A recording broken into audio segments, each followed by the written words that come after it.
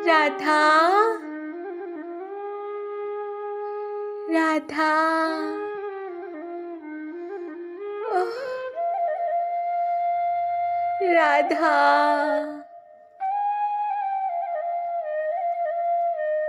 मात्र आस्तिक हो या श्री हरि का स्मरण भी करते हो, स्मरण मात्र करते हो या स्मरण करते हुए भीतर कहीं भीगते भी हो। नेत्र सजल होते हैं कभी, या मात्र संसार के रिश्तेदारी को ही निभाने में समय बर्बाद कर रहे हो।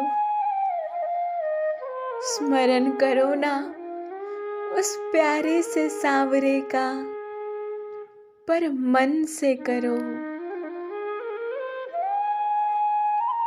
तुम्हारे भीतर सांसारिक प्यार के जितने रूप है ना, ईर्ष्या, मोह, खींच, उत्कंठा, प्रतीक्षा, मिलना और एकदम उसी में लय हो जाना, अरे इन्हीं को भी कभी गंभीरता से समझ लिए होते, क्या कभी इनकी गहराई में भी गए? अपने भीतर श्री राधा भाव को पा लेते तुम, अगर इन सब को भी समझ लेते तो। पर तुम जो भी करते हो आधा अधूरा ही तो करते हो। चाह तुम्हारी भले ही संसारिक पुरुष की हो या स्त्री की हो, पर उस एक में भी तुम पूरी तरह कहाँ डूबे। अगर डूब जाते तो अपने ही भीतर विराजे श्री राधा भाव को पा लेते।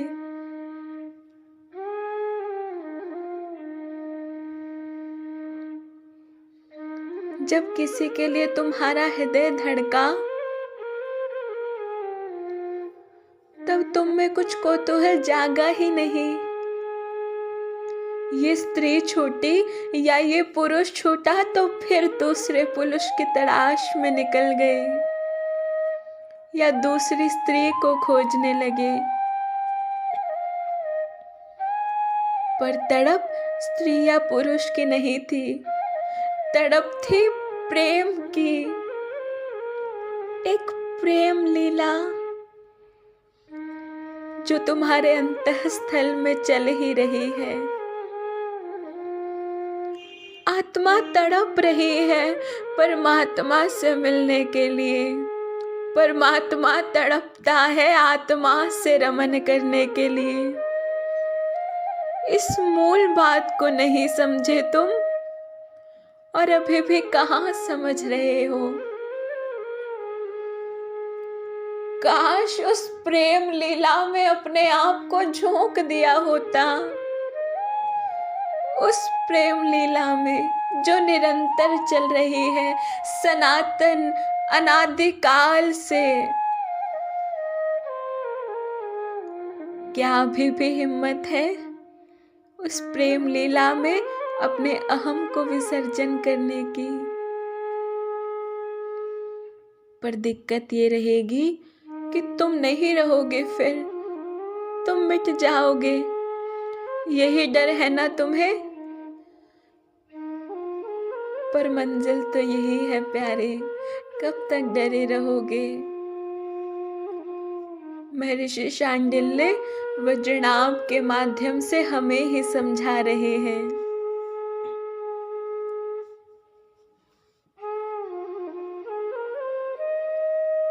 श्री दामा, देखना तेरी बहन राधा जिद कर रही है कि मैं भी दधी बेचने सखियों के साथ जाऊंगी। अब इसे समझा, क्या ये वृषभान राजनंदिनी को शोभा देगा? मैं समझा समझा कर थक गई दामा, अब अपनी बहन को तू ही समझा। कीर्ति रानी अपने बड़े पुत्र दामा से राधा रानी की शिकायत कर रही थी।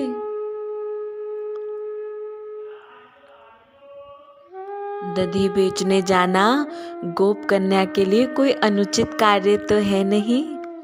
श्री दामा इतना बोलकर चल दिए नंदगांव की ओर। देखा, श्री दामा भैया भी मान गए। मैया, मेरा मन नहीं लगता यहाँ बैठे बैठे, सखियों के साथ जाऊंगी। क्या हुआ? जिद ही कर बैठी थी आज ये कीर्ति किशोरी, मानी ही नहीं। अरे क्या हुआ? हमारी लाडली कैसे आज मुंह फुलाकर बैठी है? वृषभान जी भी आ गए थे यमुना से और रूठी अपनी लाडली राधा को गोद में लेकर बड़े प्रेम से पूछ रहे थे, बाबा, मुझे सखियों के साथ दधी बेचने जाना है। ओह, बस इतनी सी बात? वृषभान जी प्रसन्न मुद्रा में बोले। पर कीर्ति रानी ने कहा कि लोग क्या कहेंगे कि बरसाने के अधिपति अब अपनी बेटी को दही बेचने भेज रहे हैं। गोप कन्या है राधा भी, अब गोप कन्या दही बेचे तो इसमें गलत क्या है कीर्तिदा? और वैसे भी इसकी सखियां तो जाती ही हैं, मन लग जाएगा अपनी राधा का, जाने दो। समाज के लोग और प्रसन्न होंगे कि देखो कितनी सरलता और सहजता है महल के लोगों में। सामान्य लोग और विशेष लोग, ये भेद हमारे बरसाने में तो कभी रहा ही नहीं है। मैं सदैव इसका विरोधी रहा हूँ। वृषभान जी बड़ी दृढ़ता से बोल रहे थे। तो बाबा, मैं जाऊंगी ना कल से दही बेचने? राधा रानी ने फिर पूछा। हाँ राधा, तुम अच्छे से जाना। बस इतना ही सुना और खुशी से उछल पड़ी थी श्री राधा रानी।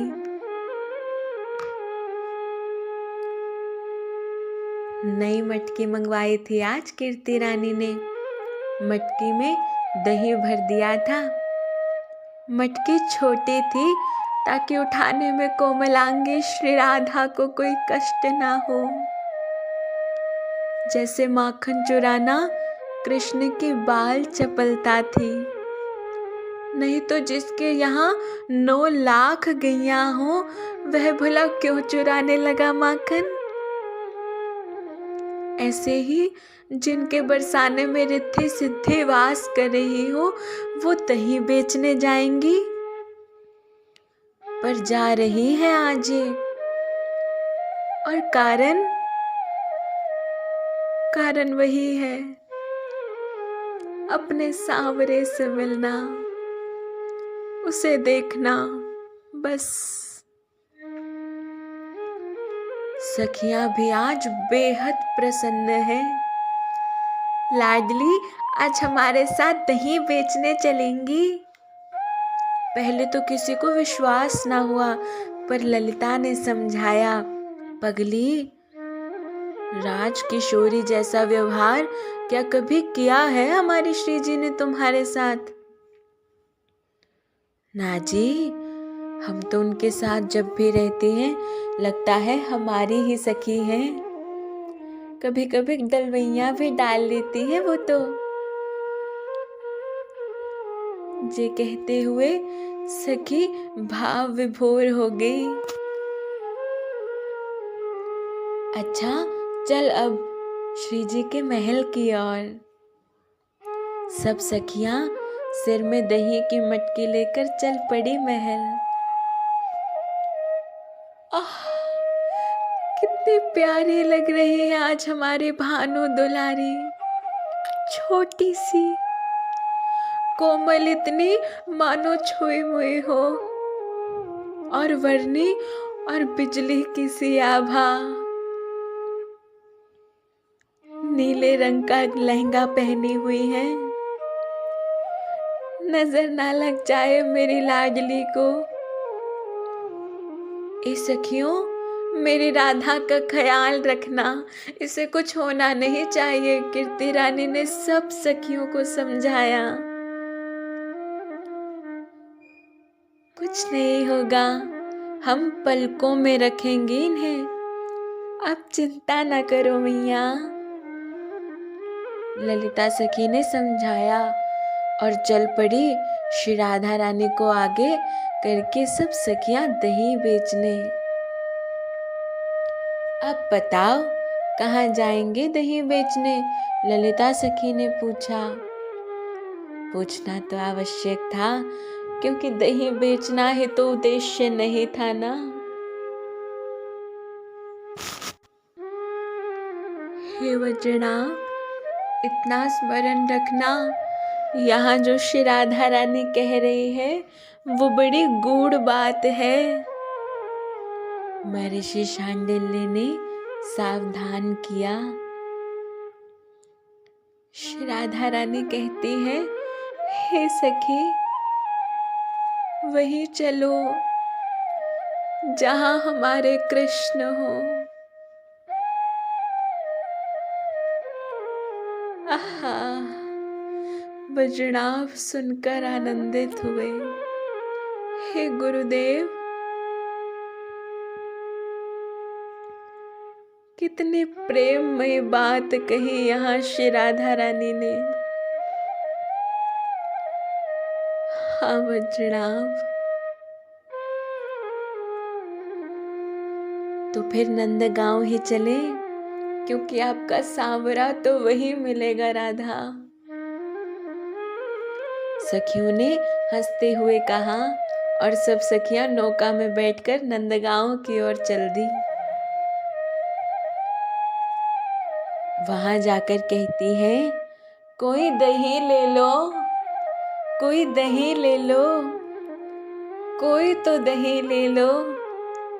नंदगांव की गलियों में आवाज लगाती हुई सखियां चल रही हैं। आगे आगे मीठी बोली में श्री राधा रानी भी बोलती जा रही है। पर सखियों, लगता है नंदलाल यहाँ नहीं है। श्री राधा रानी उदास हो गई। तो कहाँ गए होंगे नंदलाल? ललिता सखी ने अपने आंचल से हवा करते हुए पूछा। एकाएक उठी श्री राधा रानी, सखी वृंदावन चलो। पर अब सांझ होने वाली है, ललिता ने सावधान किया।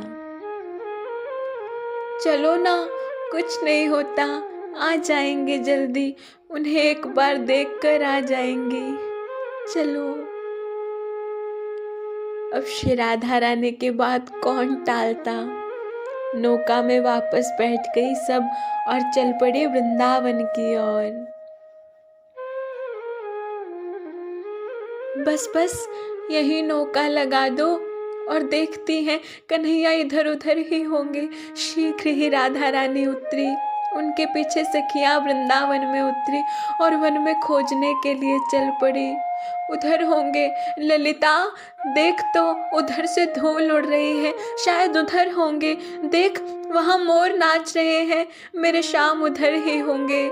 सखियां इधर उधर दौड़ रही हैं, श्री राधा रानी भी, पर नहीं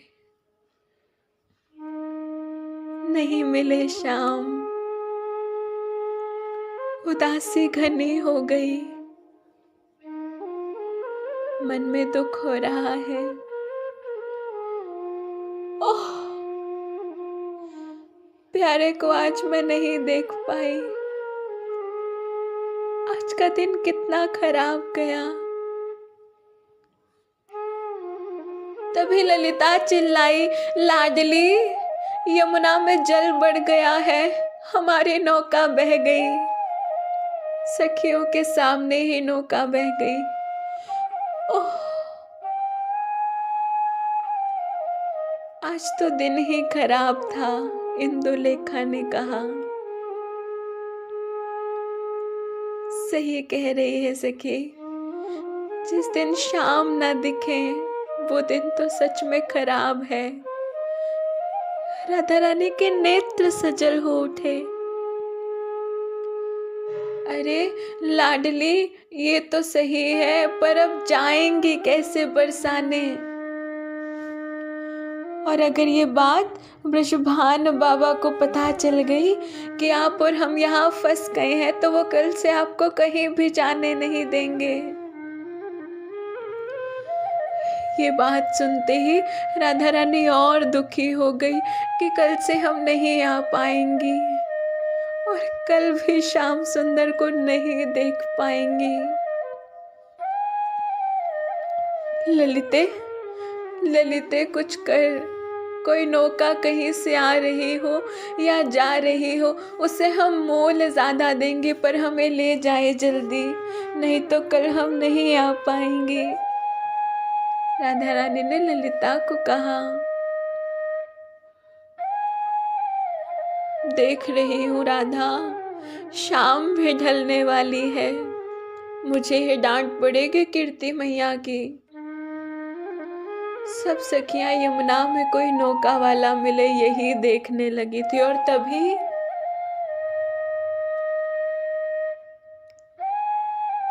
ये जग नैया हमार, नैया में हम हैं, हम में किनार। बड़े प्रेम से गाता हुआ, मस्ती में झूमता हुआ एक सुंदर सा किशोर, सिर में गमछा बांधे, हाथ में परिवार चलाते हुए नौका को लेकर चला आ रहा था। सारी सखियां चिल्ला पड़ी, ओ केवट, ओ केवट सुन, अरे सुन। पर ये किसी की सुन ही नहीं रहा, बस अपनी ही मस्ती में नौका चलाया जा रहा है। करे बिन पैसा पार, नैया में हम हैं, हम में किनार। गाने में ही इतना मस्त है कि उसे किसी की आवाज ही सुनाई नहीं दे रही। केवट, ओ केवट, ये आवाज सुनाई दी उस केवट को, क्योंकि ये आवाज श्री राधा रानी ने लगाई थी। हमें कह रही हो क्या? जोर से चिल्लाया केवट। फिर श्री राधा रानी ने कहा, हाँ हाँ, तुम ही से कह रही हैं, इधर तो आओ। चार पतवार जोर से क्या मारी, नौका आ गई किनारे। हाँ जी, अब कहो। पतवार को लेकर खड़ा हो गया। त्रिभंगी झांकी है इसकी, सांवरा रंग है। अच्छा सुन केवट, हमें बरसाने जाना है, हमें बरसाना पहुंचा दे, ललिता सखी ने कहा। पर ये बड़ा विचित्र केवट है, देख ही नहीं रहा ललिता सखी को। ये तो अपलक श्री राधा रानी को ही दे रहा है। ओ मल्लाह के, सुन तो, इधर देख इधर, ललिता सखी ने थोड़ा डांटा। देखो हमारे पास समय नहीं है, रात होने वाली है, इसलिए हमें जाना है, हम तो इनके लिए आए थे। ये कहते हुए फिर श्री राधा रानी को देखने लगा। हे केवट महाराज, हमें पार लगा दो। ललिता ने थोड़ी चतुराई से काम निकालना चाहा। हाँ, ऐसे बोलोगी तो हम सोच भी सकते हैं। केवट थोड़ा भाव खा रहा है। अब बातें मत बनाओ, हमको बैठा लो और पार ले चलो। ललिता ने प्रार्थना की मुद्रा अपनाई। केवट उछलता हुआ नौका से नीचे उतरा। बैठो, श्री राधा रानी को देखते हुए सखियों से कह रहा था। सब सखियां जैसे ही चढ़ने लगी नौका में, जोर से चिल्लाए केवट, अरे रुको रुको रुको। अब क्या हुआ? हमने क्या अपराध कर दिया? देखो, मेरी नाव कितनी सुंदर और साफ है और तुम लोगों के पैर कितने गंदे हैं। पहले धो लो फिर बैठो। ठीक है, हम यमुना में पैर धोकर ही बैठेंगी। सब सखियां धोने लगी अपने अपने पांव। ऐसे नहीं चलेगा, तुम्हारे धोने से नहीं होगा, मल मल के मैं ही धोऊंगा। केवट ने जिद पकड़ ली। ये क्या बात हुई? सब सखियां कहने लगी, बस हमारी बात माननी पड़ेगी, नहीं तो हम तो चले। केवट नाव में बैठने लगा। अच्छा रुको, लो धो लो हमारे पैर, सखियों ने कहा। कठोता ले आया केवट और ऊपर से जल डालते हुए सखियों के पैर धो दिए। अब बैठ जाओ। सखियों ने राधा रानी से कहा, चलो स्वामिनी। अरे ना, इनके पांव भी तो धोऊंगा मैं। केवट ने श्री जी को देखा। श्री जी कुछ चौंकी। बैठ गया केवट और श्री जी के चरणों को बड़े प्रेम से धोने लगा। मधुर वाणी में फिर प्रियाजू बोली, अब मैं बैठूं नौका में। आहा, कितना मीठा बोलती है ये। पर आप स्वयं बैठेंगी तो मिट्टी फिर लग जाएगी और मेरी नाव फिर गंदी हो जाएगी। तो मुस्कुराती हुई राधा रानी ने फिर पूछा, मैं आपको गोद में उठाकर ले जाता हूँ। केवट मुस्कुराया। नहीं, आपको ये कैसे छू सकता है श्री जी? सखियों ने मना किया। छूने दे ललिते। श्री राधा रानी आज ये क्या कह रही थी? देखा, तुम्हारी स्वामिनी तुमसे ज्यादा समझदार है। ये कहते हुए श्री राधा रानी को केवट ने अपने गोद में उठा लिया और नौका में बिठा दिया। अब तो चलाओ नौका, सखियों ने फिर विनती की। श्री राधा रानी को देखते हुए नौका चलाने लगा था वो अलबेला केवट।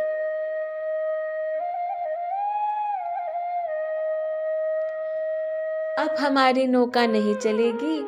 केवट ने यमुना की बीच धार में रोक दिया नाव को। अरे, अब ये क्या बात बनी? सखियां परेशान हो गई केवट से।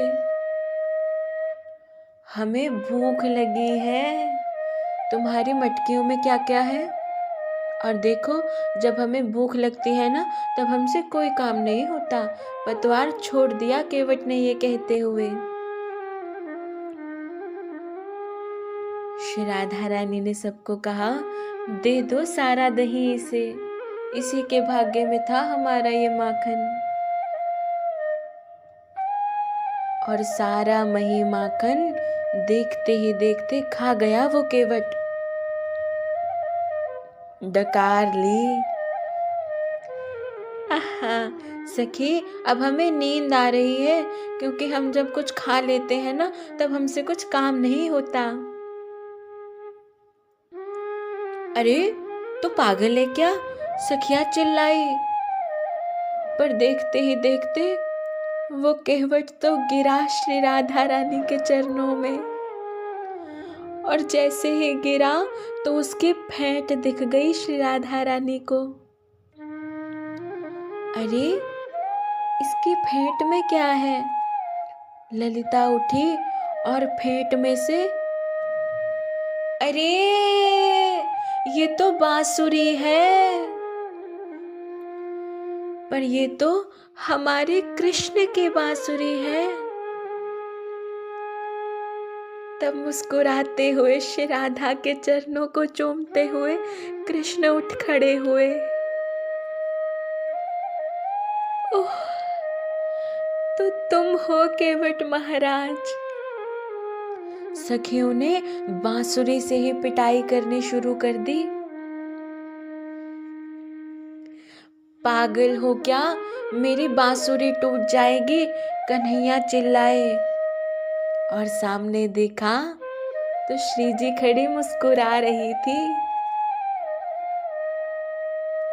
आगे बढ़े और अपने बाहों का हार अपनी आह्लादिनी के गले में डाल दिया। सारी सखियां आनंदित हो उठी थी। बरसाना कब आ गया किसी को पता भी ना चला था। हे वचनाभ, ये है अद्भुत प्रेम की लीला। ये अनादि काल से ब्रह्म और आह्लादिनी में चल रही है और चलती रहेगी। ये प्रेम लीला है, यही है जो सत्य है, बाकी सब झूठ है। प्रेम सत्य है, प्रेम ही सत्य है। महर्षि बार बार बोल रहे थे, केवल प्रेम सत्य है। रे प्रेम, सुन चुके हैं तेरी अखत कहानी। बलिहार प्यारी जू, बलिहार प्यारी जू।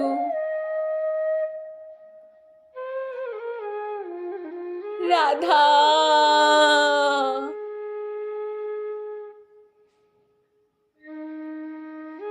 राधा। ओह, राधा।